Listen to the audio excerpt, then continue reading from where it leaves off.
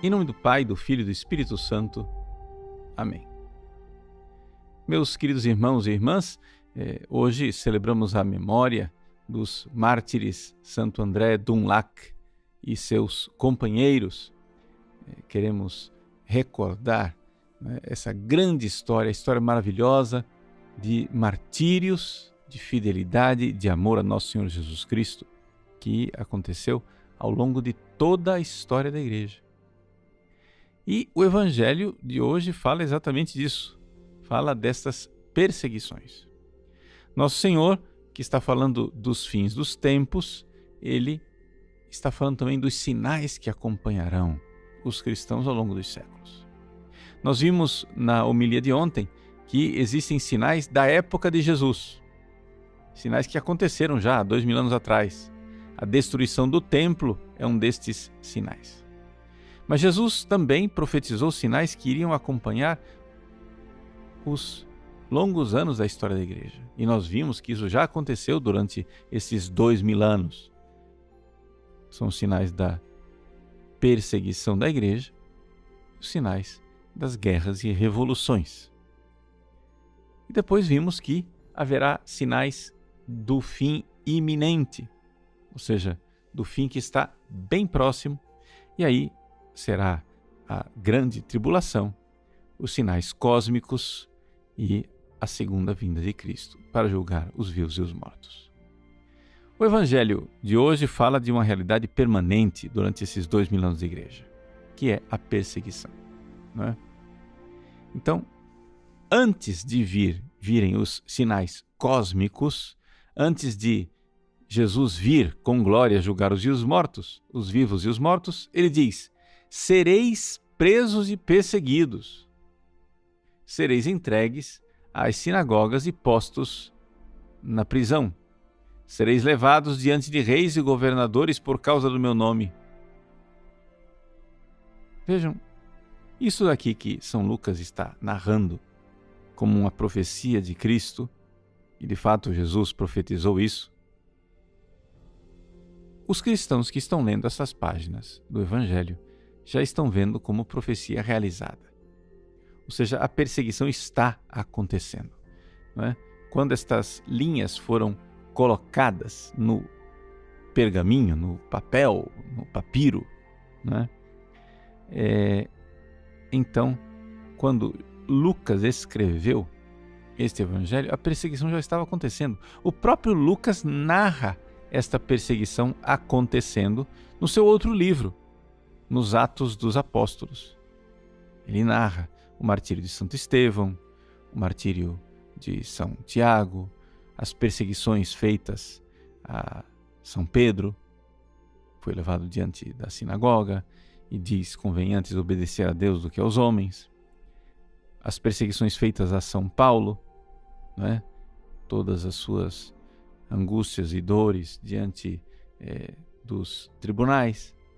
Pois bem, tudo isso já está acontecendo e o próprio São Lucas narra nos Atos dos Apóstolos. Agora, Jesus não somente prevê o que vai acontecer.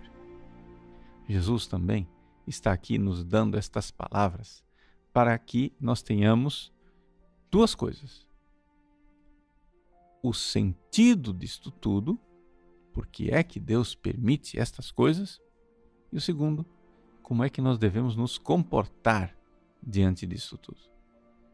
Então vejam só. Primeiro, qual é o sentido? Esta será a ocasião em que testemunhareis a vossa fé.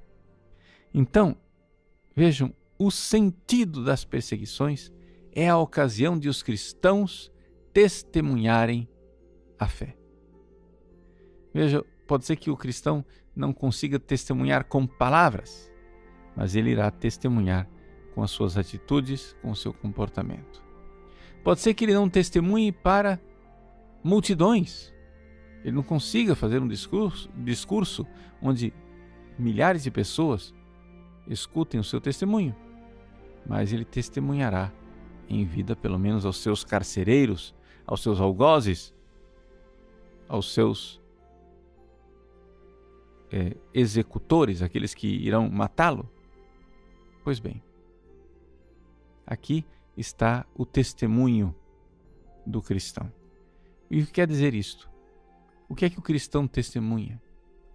O cristão testemunha aquilo que nos diz o Salmo: vosso amor vale mais do que a vida.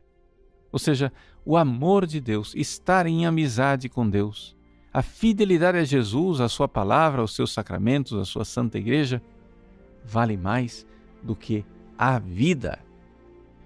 E então, como é que nós devemos fazer para preparar esse nosso testemunho? Jesus então nos dá uma linha de comportamento. Ele diz: fazei o firme propósito de não planejar com antecedência a vossa defesa, porque eu vos darei palavras tão acertadas que nenhum dos inimigos vos poderá resistir ou debater. Aqui, Nosso Senhor está garantindo a presença do Espírito Santo, que irá nos inspirar no momento oportuno. Porque diante dos tribunais, quem deve falar não sou eu e nem você. Nós devemos ficar calados. Quem deve falar diante dos tribunais é o próprio Cristo. É o próprio Jesus quem deve, enviando o seu Espírito Santo, nos dar as palavras acertadas. Nós seremos somente o canal, seremos somente o instrumento desse testemunho da verdade. E por que isto? Porque isto servirá para a conversão das pessoas. Sim, os mártires levavam as pessoas à conversão. Como diz aquela famosa frase de Tertuliano, não é? Sanguis martyrum semen Christianorum. O sangue dos mártires é semente de novos cristãos. Então, aqui é que as coisas irão acontecer. Então, isso nos dá um sentido de perseverança, sabendo que, perseverando, nós estamos trabalhando também para a conversão daqueles mesmos que nos perseguem, daqueles que nos fazem o mal. E quem são estas pessoas que nos fazem o mal, que nos perseguem?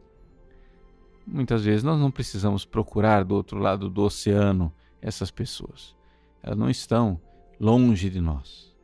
Jesus anuncia: sereis entregues até mesmo pelos próprios pais, irmãos, parentes e amigos. E eles matarão alguns de vós, e todos vos odiarão por causa do meu nome. Veja só. Jesus anuncia que a perseguição vem dentro da nossa própria casa. Quantos não vivem exatamente isto? O que é que você deve fazer? Persevere, tenha paciência, calma. Fique em silêncio, mas dê o testemunho com a vida. Testemunhe a sua fé, a sua gratidão, a sua alegria pelo amor de Cristo. A sua vida tem que dizer: vosso amor vale mais do que a vida. Sim, vale mais do que a vida, o amor de Cristo. Que beleza! Então, aí nós daremos o testemunho. E o Evangelho termina então com uma espécie de contradição. Por quê? Porque Jesus, que acabou de anunciar que matarão alguns de vós, diz: mas vós não perdereis um só fio de cabelo de vossa cabeça. É permanecendo firmes que ireis ganhar a vida. Mas como assim? Como é possível morrer e não perder um só fio de cabelo? É porque Jesus está falando de uma outra vida, está falando da vida eterna, está falando da vida que nós iremos receber em Deus. Então, aqui está a realidade. Nós sabemos que perdendo esta vida ganhamos uma outra, e naquela outra iremos entrar, com todo o nosso ser, nos mínimos detalhes, num corpo glorioso, numa alma gloriosa, nós iremos participar da vida do céu. Eis aí o testemunho dos mártires, eis aí a nossa esperança, eis aí a glória da igreja. Vamos então continuar no amor a Jesus, mesmo que isso nos custe, fique no silêncio, fique na paz, mas dê o testemunho com a sua vida. E quando diante de uma encruzilhada você tiver que escolher entre Cristo e o mundo, escolha Jesus.